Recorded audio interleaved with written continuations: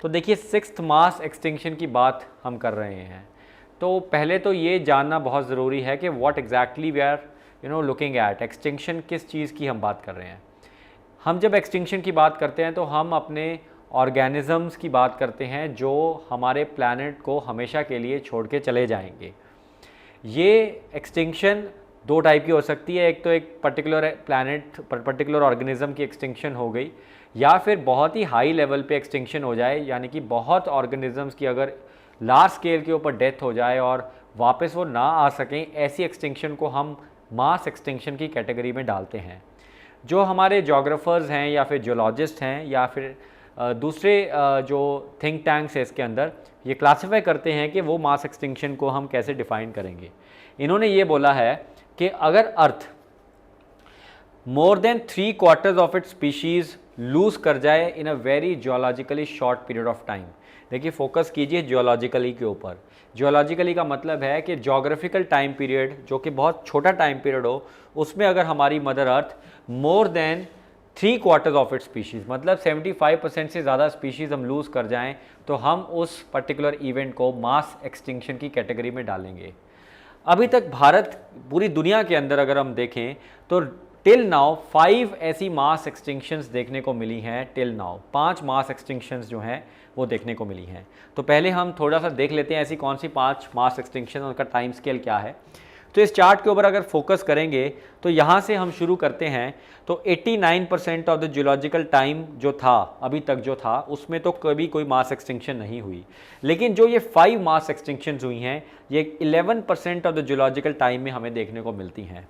अगर हम इसको आगे एक्स्ट्रापोलेट करें तो आपको यहाँ से देखने को मिलेगा कि 440 मिलियन ईयर्स एगो, यानी कि आज से तकरीबन 440 मिलियन साल पहले फर्स्ट मास एक्सटिंक्शन होती है, जिसको हम ऑर्डिविशियन मास एक्सटिंक्शन बोलते हैं। इसके बाद ठीक 140 मिलियन ईयर्स उसके बाद डिवोनियन मास एक्सटिंक्शन देखने को मिलती है। 252 मिलियन ईयर्स अगो हमें पर्मियन मास एक्सटिंक्शन देखने को मिलती है, और 200 मिलियन ईयर्स अगो हमें ट्राइएसिक मास एक्सटिंक्शन देखने को मिलती है। जो लास्ट मास एक्सटिंक्शन जो हमारी मदर अर्थ ने विटनेस की, वो क्रिटेशियस पीरियड में देखने को मिली, जो 65 मिलियन ईयर्स एगो हमें देखने को मिलती है। इन पांचों मास एक्सटिंक्शंस के जो रीजंस हैं वो डिफरेंट हैं, थोड़ा सा देख लेते हैं। अगर हम बात करें सबसे पहली मास एक्सटिंक्शन जो 445 मिलियन ईयर्स अगो थी, ये मास एक्सटिंक्शन का मेन रीज़न था इंटेंस आइस एज, मतलब बहुत ज़्यादा आइस एज हो गया था, काफ़ी ज़्यादा, और इसमें almost 75% of the global species जो थी वो एक्सटिंक्ट हो गई। इसके बाद अगर हम देखें तो ऑलमोस्ट डिवोनियन मास एक्सटिंक्शन देखने को मिली, जब बहुत ही ज़्यादा ऑक्सीजन लेवल्स में ड्रॉप आ गया। थर्ड मास एक्सटिंक्शन जो थी पर्मियन और ट्रायसिक के टाइम पे, इस टाइम पे हमारे जो डायनासोर्स थे ये ख़त्म हो गए। डायनासोर्स की मास एक्सटिंक्शन के पीछे मेन रीज़न जो था वो था वोल्केनिक एक्टिविटी इंटेंस हो गई, और साथ साथ में एस्टेरॉइड्स का भी इम्पैक्ट जो है वो देखने को मिला। और last mass extinction 65 million years ago हुई, जब एस्टेरॉइड इम्पैक्ट की वजह से जो थोड़े बहुत डायनासोर्स रह चुके थे वो भी एलिमिनेट हो गए, वो भी एक्सटिंक्ट हो गए। तो ये 5 मास एक्सटिंक्शंस अभी तक मदर अर्थ ने जो है विटनेस की हैं। अभी जोग्राफर्स ये बोलते हैं कि the mother earth is going through the 6th mass extinction. 6th mass extinction का मतलब है कि हम जैसे more than 70% of the species were declining, वैसे ही जो आज का टाइम है, इस टाइम पे भी बहुत ही मैसिव स्केल के ऊपर डिक्लाइन इन पॉपुलेशन रजिस्टर की जा रही है, जिसको प्रॉबेबली हम 6 मास एक्सटिंक्शन की कैटेगरी में डालते हैं। और इसके पीछे जो मेन रीज़न है वो कोई एक्सटर्नल फैक्टर नहीं है, वो इंटरनल फैक्टर ही है, और एक पर्टिकुलर स्पीशीज़ के ऊपर इसका पूरा जो है क्राइम जाता है, और वो स्पीशीज़ है हम खुद, होमो सेपियंस। तो ये बोला जा रहा है कि जो 6th मास एक्सटिंक्शन है इसका मेन रीज़न होमो सेपियंस है। तो let us see about that. सबसे पहले हम देखते हैं कि ऐसे कौन से रीजंस हो सकते हैं मास एक्सटिंक्शन होने के। डेफिनेटली एस्टेरॉइड्स का स्ट्राइक हो सकता है, हैबिटेट का लॉस हो सकता है, क्लाइमेट चेंज हो सकता है, जेनेटिक डाइवर्सिटी में लैक हो सकता है, अडेप्ट नहीं कर पाते कुछ स्पीशीज़। तो ये सारे फैक्टर्स हो सकते हैं एक्सटिंक्शन के होने के। अब देखते हैं रीज़न एंड इम्पैक्ट्स। ये जो पांचों मास एक्सटिंक्शंस हुई हैं 450 साल से, इनकी वजह से almost 70 to 95% of the species जो है प्लांट्स, एनिमल्स और अदर माइक्रो ऑर्गेनिजम्स की ये वैनिश हो गई हैं जो पहले एग्जिस्ट करती थी। इसके अलावा ये extinctions were caused by catastrophic alterations, मतलब ऐसे बिल्कुल ही स्पॉन्टेनियस अल्टरेशन हुई, कोई एस्टेरॉयड इम्पैक्ट हो गया, कोई वोल्केनिक इरप्शन हो गई, जिसकी वजह से ये मास एक्सटिंक्शन देखने को मिली। और इन सारी मास एक्सटिंक्शंस के बाद almost millions and millions of years लग जाते हैं आपको दोबारा से वो इकोसिस्टम को क्रिएट करने में। 6 मास एक्सटिंक्शन जैसे मैंने आपको बताया, इसका जो मेन रीज़न है वो है एंथ्रोपोसीन एक्सटिंक्शन। एंथ्रोपोसीन वर्ड का मतलब होता है ह्यूमन लेड, यानी कि ह्यूमन का जो एरा है उस एरा में ये एक्सटिंक्शन देखने को मिल रही है। और इसका मेन जो फैक्टर वो है कि सीरियस एनवायरमेंटल प्रॉब्लम की वजह से ये मास एक्सटिंक्शन हम विटनेस कर रहे हैं। वन ऑफ द रीज़न ये है कि ह्यूमैनिटी, मतलब हम लोगों ने इतना ज़्यादा चेंजेस कर दिए हैं, अनप्रेसिडेंटेड थ्रेट हमने क्रिएट कर दिया है बिकॉज हमारा नंबर ग्रो होता जा रहा है। देखिए, अगर हम बात करें पिछले 11,000 ईयर्स, तो ज्योलॉजिकल टाइम स्केल में ये बहुत ही कम समय होता है। 11,000 ईयर्स के अंदर हमारी पॉपुलेशन 1 मिलियन मतलब 10 लाख से बढ़ के 7.7 बिलियन हो चुकी है। और इतनी ज़्यादा पॉपुलेशन होने की वजह से हमने नेचुरल रिसोर्सेज को बहुत ही हद तक एक्सप्लॉइट किया है, जिसकी वजह से हमारी स्पीशीज़ जो हमारे से अलावा जो बाकी स्पीशीज़ है वो सर्वाइव नहीं कर पा रही। और that is the possible reason of the 6th mass extinction that is going on. थोड़ा सा डेटा अगर हम देख ले तो शायद और बेटर पिक्चर समझ में आएगा। अगर आप देखो वर्टिब्रेट्स की पॉपुलेशन, तो 400 वर्टिब्रेट स्पीशीज़ जो है वो एक्सटिंक्ट हो गई लास्ट सेंचुरी के अंदर, यानी कि पिछले 100 साल में 400 वर्टिब्रेट स्पीशीज़ ख़त्म हो गई, जिनको 10,000 साल लगने चाहिए थे अगर नॉर्मल कोर्स ऑफ एवोल्यूशन होता तो यानी कि ये तो बहुत ही डेंजरस है कि हमने जो चीज़ 111,000 ईयर्स में करनी थी वो हमने सिर्फ 100 ईयर्स में ही करके दिखा दी।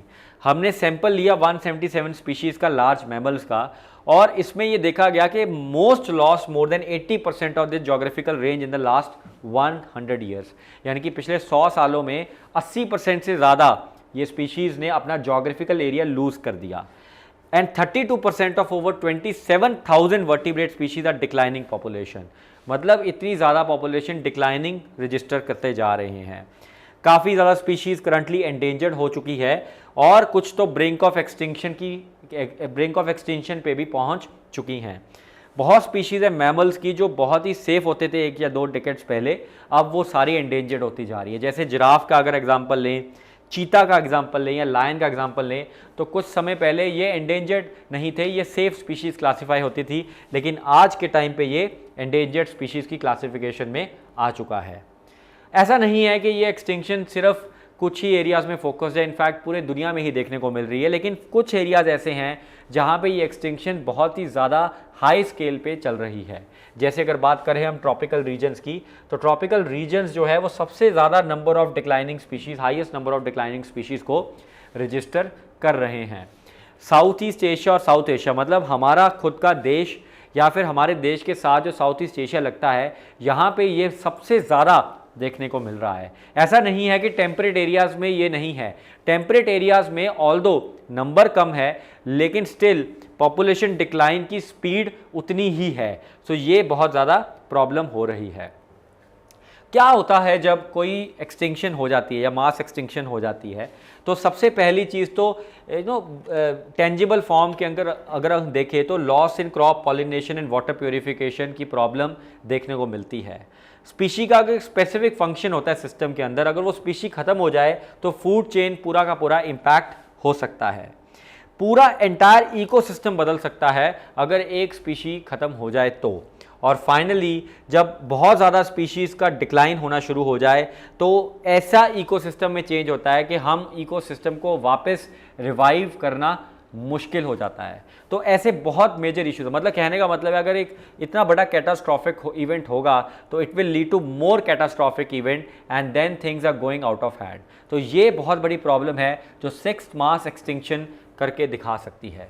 क्या करना चाहिए हमें इस चीज़ को प्रिवेंट करने के लिए, ये बहुत बड़ा सवाल है हमारे सामने। डेफिनेटली हमें फॉसिल फ्यूल्स को बर्न करना चाहिए, बंद करना चाहिए। फॉसिल फ्यूल्स की जगह हमें रिन्यूएबल एनर्जी रिसोर्सेज और बाकी जो अल्टरनेटिव फ्यूल्स हैं उनके ऊपर फोकस करने की इम्पेरेटिव नीड जो है वो हो चुकी है। नो डाउट अबाउट इट कि हमें अर्थ के जो वल्नरेबल जो एरियाज़ है जैसे लैंड, ओशंस, ये सारे को प्रोटेक्ट करना हमारे लिए एक बहुत ज़्यादा इम्पेरेटिव हो चुका है। हमें कोशिश करनी है कि यहाँ पे जो बायोडाइवर्सिटी है उसको हम प्रोटेक्ट करें और स्पीशीज़ को थ्राइव करने के लिए एक अच्छा इकोसिस्टम प्रोवाइड करें। हमें इलीगल वाइल्ड लाइफ ट्रैफिकिंग को रोकना पड़ेगा। बहुत ज़्यादा इलीगल वाइल्ड लाइफ ट्रैफिकिंग होती है for parts, for body organs. तो ये illegal wild life trafficking one of the major reason है for extinction of species in the world. तो हमें इनको फाइट करने के लिए अच्छी पुलिस सिस्टम्स, अच्छे कनेक्शंस बिटवीन द गवर्नमेंट्स और एक अच्छा क्रिमिनल जस्टिस सिस्टम डेवलप करना बहुत ज़रूरी है, तब जाके ये स्पीशीज़ जो है वो बचेंगी। हमें पॉपुलेशन ग्रोथ ऑफ ह्यूमंस को स्लो करना है, because at the end of the day जब पॉपुलेशन ग्रोथ बढ़ती जाएगी तो वो रिसोर्सेज के ऊपर प्रेशर भी बढ़ाएगी और more the resources are being used more is the problem, उसके ऊपर भी फोकस करना है। हमें नेचुरल वर्ल्ड के साथ दोबारा से रिकनेक्ट करना पड़ेगा, बिल्ड बैक द बेटर। देखिए कोविड-19 की सिचुएशन के बाद हमारे पास एक अपॉर्चुनिटी मिली है कि हम सिट बैक करें, मतलब थोड़ा रेस्ट करें और समझें कि जो दुनिया हम पोस्ट कोविड बनाना चाहते हैं वो कैसी होनी चाहिए। वो दुनिया क्या वही सिस्टम पे चलती रहे जैसे वो पहले चलती है, which works on the base of exploitation of resources, या फिर हम चाहते हैं कि हम सस्टेनेबल डेवलपमेंट और ग्रीन ग्रोथ के ऊपर फोकस करें। तो बिल्ड बैक बेटर हमें करना पड़ेगा। एक बहुत इंपॉर्टेंट थिंग है विच इज़ कॉल्ड 30x30। तो हमें 2030 तक ऐसे 30 इनिशिएटिव्स लेने पड़ेंगे जो भारत और दुनिया के सस्टेनेबल डेवलपमेंट के लिए बहुत इंपॉर्टेंट होगा। जैसे रिन्यूएबल एनर्जी पे जाना है, जैसे हमें रिसाइकल का सिस्टम क्रिएट करना है। ऐसी चीज़ें, ऐसी 30 ऐसे इनिशिएटिव्स लेने पड़ेंगे जो हम 2030 तक कंप्लीट करें और जिससे हमारा कहीं ना कहीं बायोडाइवर्सिटी जो है वो प्रोटेक्ट हो। और लास्ट, जो पेरिस अग्रीमेंट्स के अंदर हमने कमिटमेंट्स की हैं, देशों ने कमिटमेंट्स की हैं, दुनिया ने कमिटमेंट्स की हैं कि हम ये करेंगे, ताकि हम कोशिश करें कि क्लाइमेट चेंज जैसी प्रॉब्लम हमारे सामने ना आए। तो क्लाइमेट चेंज को अगर हम प्रिवेंट कर सके समहाउ, तो we can definitely prevent the loss of biodiversity and definitely we can put a halt on what is called the 6th mass extinction. तो आई होप आपको ये सेशन अच्छा लगा हो। अगर सेशन अच्छा लगा है तो चैनल को लाइक, शेयर और सब्सक्राइब ज़रूर करिएगा। Thank you.